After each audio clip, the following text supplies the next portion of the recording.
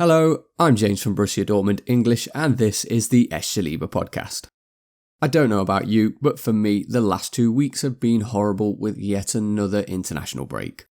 It certainly didn't help that we went into it after throwing away a 2-goal lead at home to Heidenheim, which again put huge pressure on both the players and management. Understandable? Yes. Overreacting? Maybe a little, with only 3 league games played, but that didn't matter. Play poorly against Freiburg whilst failing to win, and the scenes were going to become very ugly and fast. As much as it was painful to again have to wait to right our wrongs, maybe it was a blessing in disguise. We did lose key players to their international duties, which may have served as a welcome distraction for some, whereas those that stayed behind were able to put in the necessary work in and on the training ground in an attempt to regain some of the confidence that is still quite clearly lacking. Speaking of confidence, our boys that left for the German national side to face both Japan and France couldn't have had a more mixed bag. Schlotterbeck was played out of position against Japan and ultimately became the media's scapegoat for 2 of the goals conceded, and on top of that, Emre Can again faced criticism for his performance as they fell to a 4-1 defeat. Out of the 2 games, I thought that this was the one where they may be able to find a bit of form away from the prying eyes of their usual critics. But after losing, and with France yet to play, I'll admit, I feared that they'd come back in a far worse state than what they left in. That result was the final straw as Hansi Flick was removed from his post and replaced temporarily by Rudi Völler. A change, a fresh start, but they were heading to the familiar surroundings of the Westfalenstadion in the game against France. As we know, our boys went on to be part of a 2-1 win in which Niklas Süle was solid, but more importantly, Emre Can was superb. The reason for me saying more importantly when it comes to Emre is that he's faced more criticism than any other BVB player with regards to our slow start to the season. I guess that's what comes with the added responsibility of wearing the armband. It's easy for the fans and the media alike to single you out and blame you for a collective result instead of the individual mistakes that led to it. So to see him respond in the manner that he did really was a huge positive to take away from it all. And I was hoping that it would translate into the next game at what we all knew was going to be an extremely tough test away at Freiburg. In the build-up to the game, I made it known that I thought Sebastian Haller should have sat this one out. I love him as a player and as a person, but in the 3 games we've played so far, he's made absolutely no impact whatsoever. I don't know why that is. I'm sure the low confidence of the team as a whole is a huge factor, but he needs a trigger, a spark, maybe even a wake-up call. After Moukoko had scored a brace for the German under-21s in the same week, I thought, here's the perfect opportunity. One finds form, whereas the other can't. The chance was there to make the change, but Edin gave us no surprises in his team selection as he stayed loyal to his preferred lineup. It's no secret in German football that Freiburg are an up-and-coming club. They have a nice shiny new ground and have qualified for the Europa League for the 2nd year in a row after finishing 5th in the Bundesliga last season. Those in and around the club were disappointed that it was only 5th. It's clear that they have not just big aspirations but also expectations. So after getting thumped 5-0 away at Stuttgart in their last game before the international break, I fully expected a reaction. In fact, Christian Streich did exactly what I wanted Edin Terzic to do with Haller, in that he benched the out-of-form Vincenzo Grifo. Grifo was responsible for 15 goals and 5 assists in the Bundesliga last season. And with him out of the starting lineup, they lost what would normally be a huge goal threat. He's the equivalent of what Julian Brandt has become for us, especially from set pieces. And it was Brandt that again delivered the perfect corner on the 11th minute for our opener. Julian's outswinging ball to the completely unmarked Mats Hummels means that Mats has now scored in 16 consecutive Bundesliga seasons, which is remarkable when you consider that he's a central defender. After taking the lead, we fell into our usual pattern of inviting the opposition onto us and losing the ball far too easily. The aforementioned Grifo was brought on by the home side after the injury to Gregoritsch, and it was his ball in from the left that led to the equaliser for Freiburg. As half-time approached, we were caught on our heels not once, but twice. First by a flick header from Lucas Haller, and then from another Grifo set piece where Höfler powered in a near post header unmarked.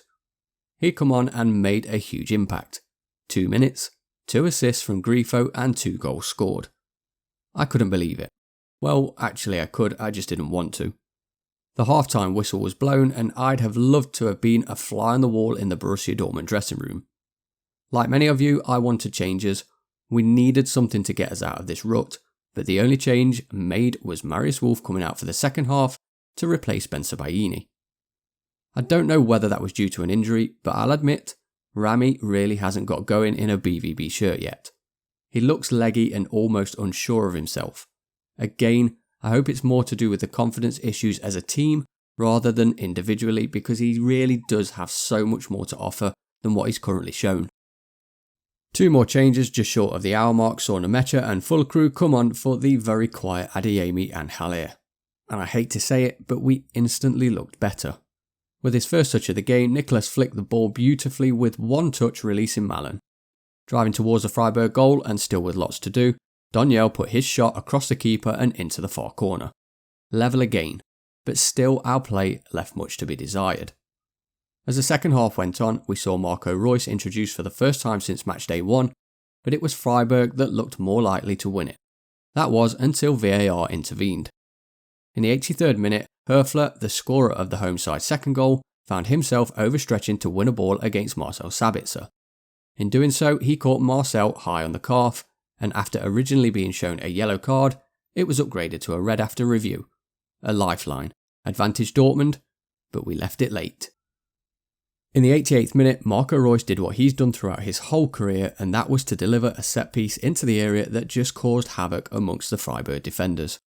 It dropped rather fortuitously to that man again, Mats Hummels, who managed to squeeze it in over the line for his second goal of the game. As they say, class is permanent.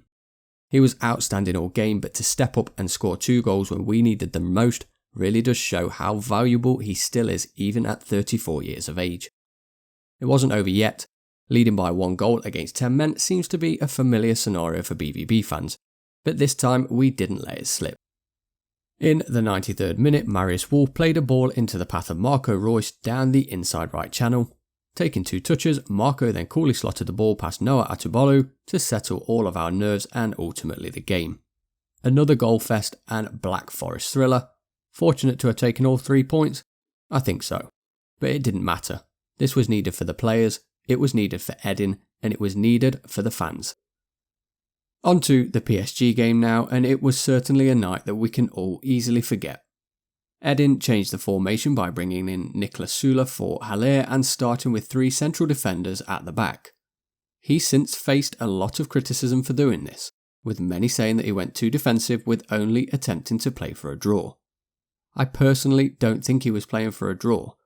It's pretty clear that he didn't want us to be stretched or overran, but at the same time with the pace of Malen and Adeyemi we always had a chance in transition.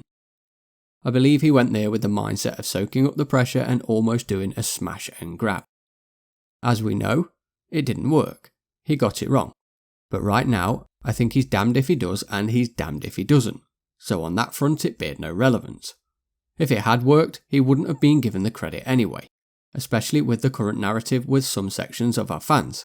Yet if we'd gone there with our usual formation and style and been tanked 4 or 5-0, then, well, I think you all know what would have been said. In my opinion, when the group was drawn, this was the fixture away at PSG that on paper I already had down as a loss. I know football isn't played on paper. I know that you want to hear me say that we need to do more, to have more optimism and purpose, that we need to have a greater hunger for success, but I know what this squad is. I think we can all be real on its expectations, and although it brings us a huge amount of frustration, that's what it is right now. Is it a disastrous start to the Champions League campaign? No. We have 3 home games in the group that will ultimately decide that, and on any other night the score could have easily been 5-0 to PSG, as it could have been 2-2. That's football. I know things aren't rosy right now, and I've been around the game long enough to know that Edin Terzic has the almost impossible task of uniting a fanbase of which half have already turned its back on him. But I can appreciate that he tried something different, when he was already aware of the backlash he'd face if it didn't work. What we need to do now is regroup and focus on the upcoming game against Wolfsburg on Saturday. Niko Kovac's side visit the Westfalenstadion after taking 9 points from their first 4 Bundesliga games. After beating Heidenheim and Köln in their opening 2 games, they fell to a 3-1 defeat away from home at the hands of Hoffenheim. There's nothing to be ashamed of there, as Hoffenheim have had an equally impressive start to their campaign. But the way Wolfsburg reacted to the defeat was to go and take all 3 points in their last match against Union Berlin. It's no secret that Jonas Wind will be their biggest threat going forward. The Dane has scored 5 goals already this campaign, as the Lower Saxony club look to improve on their 8th place finish from last season. I can see Edin reverting back to a back 4, but he's got some big decisions to make regarding personnel. Marcel Sabitzer left the game against PSG through injury, and then there's the question of who will start as the main striker. With the pressure he's currently facing, I really don't envy him. Get it right on Saturday and we could grade the start of the season as high as a B+. Draw or lose the game, and many will grade it as a minus Edin Terzic. If you have managed to get this far in the show, then I'd like to say a huge thank you. Make sure that you hit that subscribe button, and if you want to support the show, you can become a Borussia Dortmund English member via the Patreon page, and this really does make a difference. So again, thank you. I'll put all of the links below, but for now, I'll see you all on the pages over the weekend. Take care everyone, and thank you for tuning in to the Echte Liebe podcast.